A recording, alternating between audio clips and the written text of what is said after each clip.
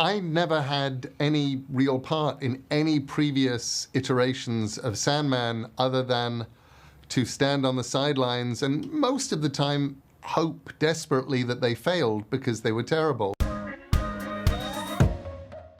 What was it about Tom that made him the perfect Morpheus? The way he said the lines.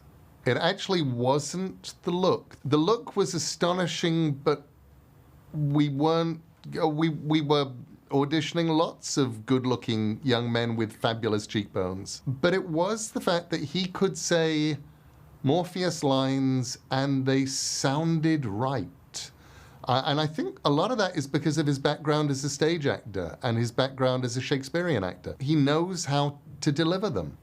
And that, for me, was what set him apart from pretty much everybody else we auditioned. Agreed. Allan, for you, this show, much like the graphic novels, goes in many exciting directions very often. How did you approach bringing that to the television medium?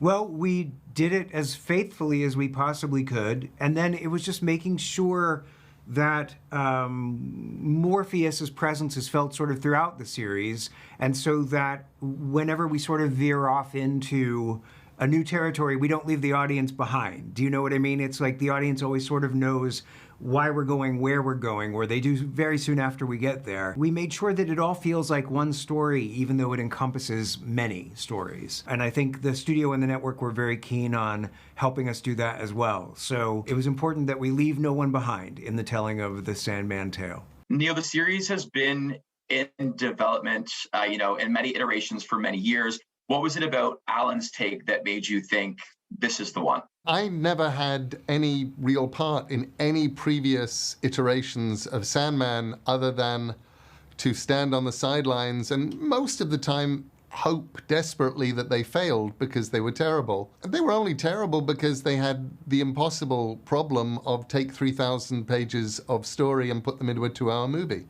So they tended to sink very rapidly. What was fun was David Goyer and I getting together with Warner Brothers and saying, okay, we're going to do Sandman, we're going to pitch Sandman. And David brought in Allan, who I did not know, but when I met Allan, he explained that it wasn't the first time I'd met him, because in 1996 I'd signed a comics page from Sandman that he'd bought. And at that moment, I knew that we had found our person.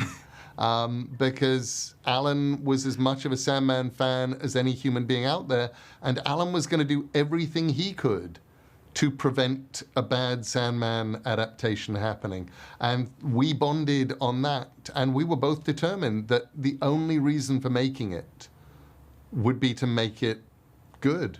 Neil, is there any one of your works that you would like to see adapted next? And Allan, is there any other Neil works you'd like to adapt next? What would I like to see adapted? I would love to see a really good adaptation of Marvel 1602.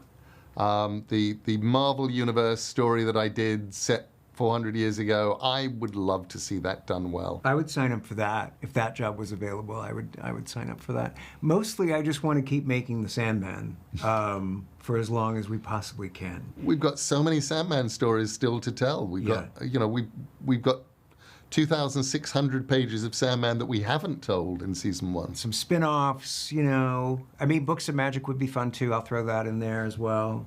Why not? This is amazing. I mean, I want to see it all. I want to see it all now. Congratulations to you both on the show. It's been great talking to you. Thank you so much. Thank you.